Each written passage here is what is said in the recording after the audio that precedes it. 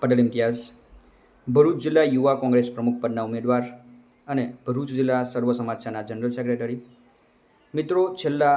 ઘણા સમયથી ભરૂચ જિલ્લો જાણે ભ્રષ્ટાચારથી ભરાઈ આવ્યો હોય એવું જણાઈ રહ્યું છે. કારણ કે મનરેગા કૌભાંડ બાદ ભરૂચ જિલ્લાના અંદર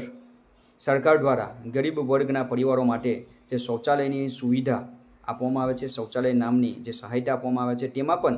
કેટલાક તકસદોએ આ તકનો લાભ ઉઠાવીને ગરીબ અને મધ્યમ વર્ગના પરિવારના ખોટા દસ્તાવેજો અને પુરાવા રજૂ કરીને આમાં પણ કૌભાંડ આચર્યાનું મીડિયા અને સોશિયલ મીડિયામાં બહાર આવ્યું હતું. ત્યારબાદ ભરૂચ જિલ્લાના જે નવનિર્માણ થયેલા રસ્તાઓ છે તેની 2 અને 3 મહિનાની અંદર બિસ્માર હાલત થઈ જવાનું પણ અનેક જગ્યાએ બહાર આવ્યું છે. ભરૂચ જિલ્લાના ઊંટા વહીવટી પ્રશાસનને સજાગ કરવા માટેનું જે આપણે બીડું ઝડપ્યું છે તેના ભાગરૂપે ભરૂચ જિલ્લાના કહાન અને વડેરિયા અને સિટપોન ગામ ઉપર નવનિર્માણ પામેલ જે રોડ છે એ રોડ ફક્ત 2 અને 3 મહિનાની અંદર બિસ્માર હાલતમાં થઈ આવતા ત્યાંના એક જાગૃત વ્યક્તિ દ્વારા સંપર્ક કરવામાં આવ્યો હતો અને તેમના દ્વારા સંપર્ક કર્યા બાદ જમીની લેવલની હકીકત મેળવતા અમને ખરેખર જણાવ્યું હતું કે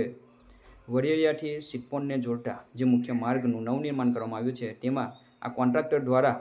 ગેરકાયદેસર રીતે કાયદાને નેવે મૂકીને અનેક પ્રકારના કૌભાંડો આચરવામાં આવ્યા છે. આ કૌભાંડોને બહાર લાવવા માટે,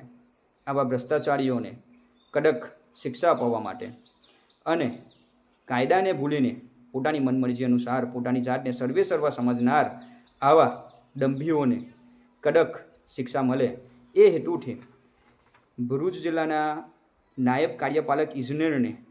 10/7/2025ને ગુરુવારના રોજ એક લેખિતમાં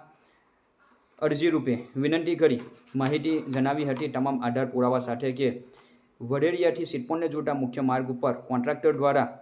કાયદાને નેવે મૂકીને ભ્રષ્ટાચાર આચરવામાં આવ્યો છે, જેમાં કોન્ટ્રાક્ટર દ્વારા ત્યાં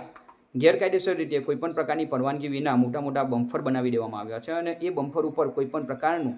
દિશા નિર્દેશ લગાવવામાં આવ્યું નથી અને ત્યાં કોઈપણ પ્રકારનું રંગરોગાન કરવામાં આવ્યું નથી, જેના કારણે રાહદારીઓને અનેક પ્રકારની તકલીફ થઈ છે અને ત્યાં શરૂઆતના દિવસોમાં કેટલાક રાહદારીઓએ બમ્ફર ઉપર જઈ ફાસ્ટ જતા અવરોધરૂપ પણ થયું હતું. ત્યારબાદ રોડના બંને સાઈડ ઉપર વરસાદી પાણીના નિકાલ માટે કોઈપણ પ્રકારની વ્યવસ્થા કોન્ટ્રાક્ટર દ્વારા કરવામાં આવી નથી. કોન્ટ્રાક્ટર દ્વારા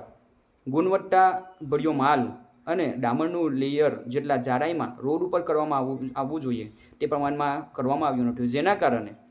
3 મહિના પછી આજે એ રોડ ઉપર ખાડાનું સામ્રાજ્ય દેખાઈ રહ્યું છે. મુખ્યત્વે રોડ ઉપર ભયજનક વળાંક હોવા છતાં રોડના કોન્ટ્રાક્ટર દ્વારા ત્યાં કોઈપણ પ્રકારના દિશા નિર્દેશ સૂચક લગાવવામાં આવ્યા નથી. કોન્ટ્રાક્ટર દ્વારા વડેરિયા, સિટપોન અને કહાન ગામના 3 સ્ટેન્ડ હોવા છતાં ત્યાં કહાન ગામ, સિટપોન અને વડેરિયા ગામના કોઈપણ પ્રકારના સ્ટેન્ડ લગાવવામાં આવ્યા નથી. મુખ્યત્વે કોન્ટ્રાક્ટર દ્વારા જ્યાં રોડ ઉપર 2 દાણાનું નિર્માણ કરવામાં આવ્યું છે ત્યાં એક નવનિર્માણ નારું હાલના દિવસોમાં બેસી ગયેલું છે અને એ હાલ નારામાંથી વરસાદી પાણીનો નિકાલ પણ અટકી ગયેલો છે. તો ભરૂચ જિલ્લાના ડીડીઓ સાહેબ, ભરૂચ જિલ્લા કલેક્ટર ગૌરવ મકવાના અને ભરૂચ માર્ગ અને મકાન વિભાગને મીડિયા અને સોશિયલ મીડિયાના માધ્યમથી વિનંતી કરી રહ્યો છું કે આ કોન્ટ્રાક્ટર સામે તત્કાલ ધોરણે એકદમ કડકમાં કડક ઉત્તમ ઉદાહરણરૂપ કાર્યવાહી કરવામાં આવે, જેથી આવનાર ભવિષ્યમાં કોઈપણ પ્રકારના કોન્ટ્રાક્ટર દ્વારા આ પ્રમાણેનું ભ્રષ્ટાચાર આચરવામાં ન આવે અને આવનાર 10 દિવસના અંદર જો આ અમારા દ્વારા લેખિતમાં જે રજૂઆત કરવામાં આવી છે એ રજૂઆતને ધ્યાને લઈ ગંભીરતાપૂર્વક સંતોષકારક કાર્યવાહી કરવામાં નહીં આવે તો આવનાર દિવસોના અંદર જરૂરિયાત પડશે તો ભરૂચ જિલ્લાના સામાજિક આગેવાનો, ભરૂચ જિલ્લાની અંદર સામાજિક કાર્યો માટે કામ કરતી સામાજિક સંસ્થાઓ, ભરૂચ જિલ્લાના બુદ્ધિજીવી વર્ગ સાથે ભેગા મળીને એ રોડ ઉપર વાહન વ્યવહાર કરતા જે રોજિંદા વ્યક્તિઓ છે, અપડાઉન કરતા જે વિદ્યાર્થીઓ છે, તેમના ન્યાય માટે અને એમના હક માટે જરૂરિયાત પડશે તો રોડ રોકો આંદોલનની જરૂરિયાત પડશે તો એ માટે પણ અમે તૈયાર છે. ભૂખ હડતાલની જરૂરિયાત પડશે તો એ માટે પણ અમે તૈયાર છીએ અને જો ધરણા પ્રદર્શન કરવાની જરૂરિયાત પડશે તો એ માટે પણ અમે કટિબદ્ધ છીએ. માટે આવનાર 10 દિવસના અંદર આ ભ્રષ્ટાચાર આચરનાર કોન્ટ્રાક્ટર સામે તત્કાલ ધોરણે ઉત્તમ ઉદાહરણરૂપ કાર્યવાહી કરીને ભરૂચ જિલ્લાની જે પ્રજાને પડતી હાલાકી છે અને ભરૂચ જિલ્લાની જે પ્રજા છે તેમને તેમના ન્યાય અને હક અપાવશો એવી આશા અપેક્ષા. જય હિન્દ, જય ભારત.